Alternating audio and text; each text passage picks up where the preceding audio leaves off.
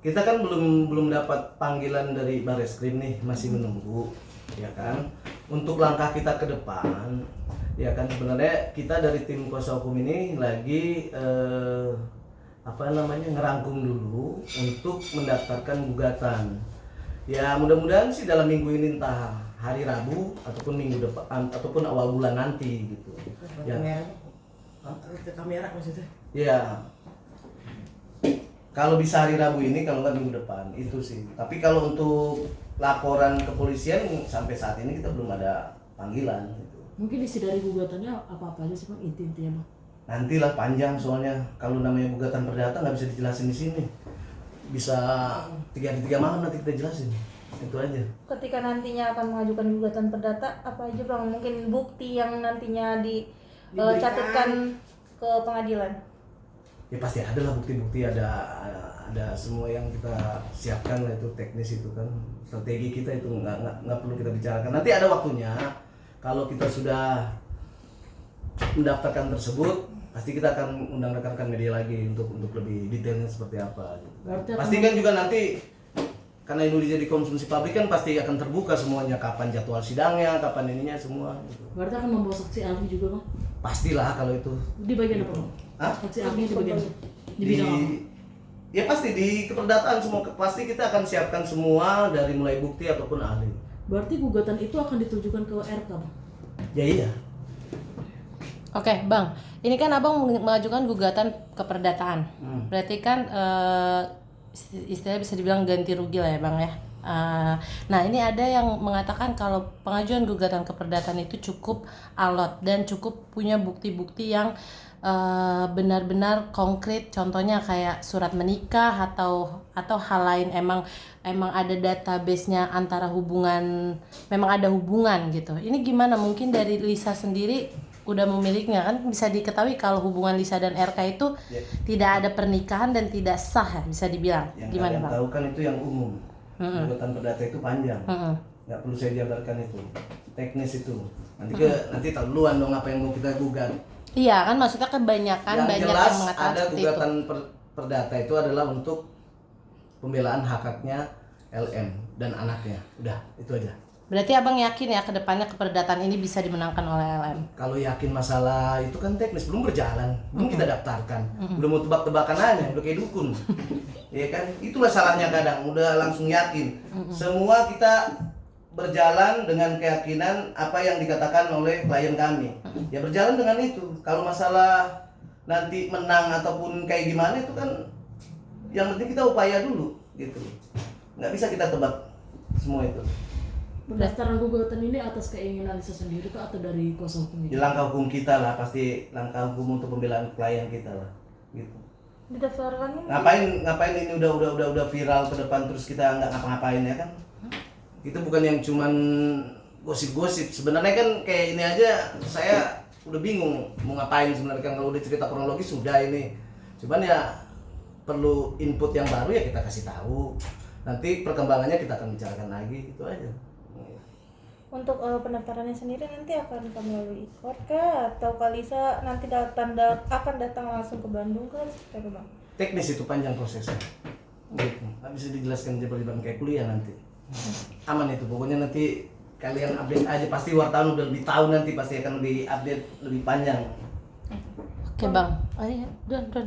Bang, terkait dengan sosok Revelino sendiri, kabarnya beliau mohon maaf tidak hadir ke panggilan karena memang sedang di penjara. Kalau abang sendiri mendengar kabar tersebut memang benar nggak sih bang?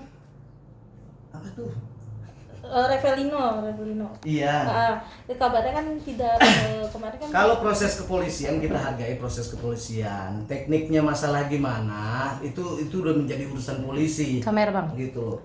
Kalau yang dibilang masalah dia posisi lagi di penjara kan, kalau menurut keterangan klien kami kan emang posisinya di sana. Selanjutnya saya nggak tahu gitu. Makanya saya nggak pernah mau terfokus untuk itu gitu loh. Saya lagi fokus ke depan bagaimana antisipasi nanti masalah pemanggilan di kepolisian itu aja, karena kami masih menunggu untuk panggilan polisinya sih. Kira-kira kepanggilan itu kapan bang? Mungkin udah minggu ini atau minggu depan atau Nggak tahu. Ya, kita hargain proses yang berjalan aja, karena itu kan haknya di kepolisian, nggak bisa kita intervensi. Banyak kan pekerjaan polisi yang lain-lain untuk mengamankan negara ini ya kan. Masa terfokus dengan perkara LK dengan LM aja kan. Kasihan yang lain kan, banyak yang perlu dibela. Oke. Gitu. Jadi kita menunggu dan kita menghargai proses-proses yang berjalan. Oke, Bang, terkait sekarang kan Lisa sudah berani untuk muncul di depan podcast pertama kali dengan Richard Lee yang menggamblangkan semua cerita kronologi. Ini mungkin kan di situ juga dia ada mengakui kalau hubungan dia tuh bersama Ridwan Kamil transaksional. Maksudnya cuman transaksional, cuman kayak kebutuhan doang lah. Ini gimana nih Abang mungkin selaku lawyernya Lisa menanggapi Ya apa yang dia nyatakan ya udah itu aja. Apa yang perlu saya komenin? Nggak perlu saya komenin. Nah, ketika dia muncul di podcast berani untuk membicarakan, apakah dia berdiskusi dengan PH-nya atau seperti apa nih Bang? Itu jeritan hati dia langsung. Kita nggak pernah ada intervensi untuk dia berbicara seperti apa. Itu keluar dari mulut dia langsung. Jadi tidak pernah kita atur, oh kamu harus begini, nggak ada. Dan kita pun untuk melakukan pembelaan dia ya berdasarkan input dari dia sendiri.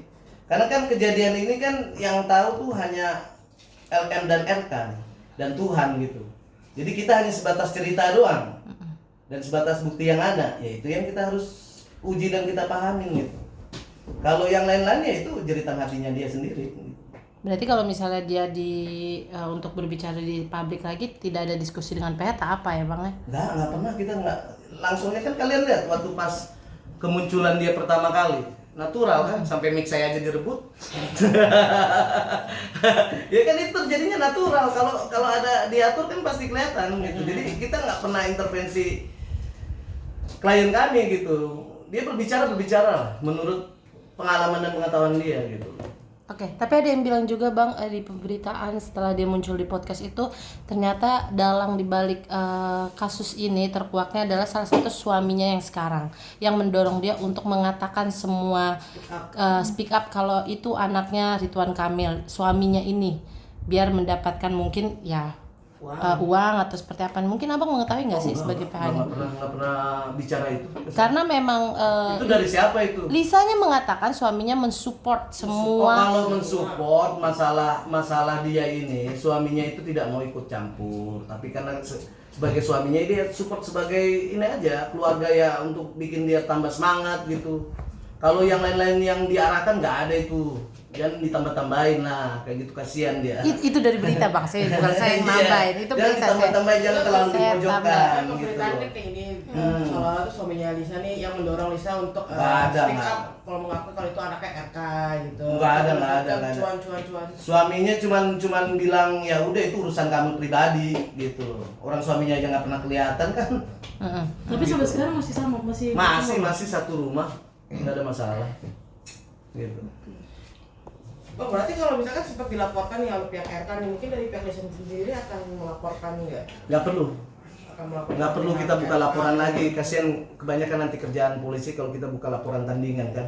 Toh juga sama perkaranya kan, biarin yang sudah berjalan sekarang kita hargain, ya kita jalanin gitu loh.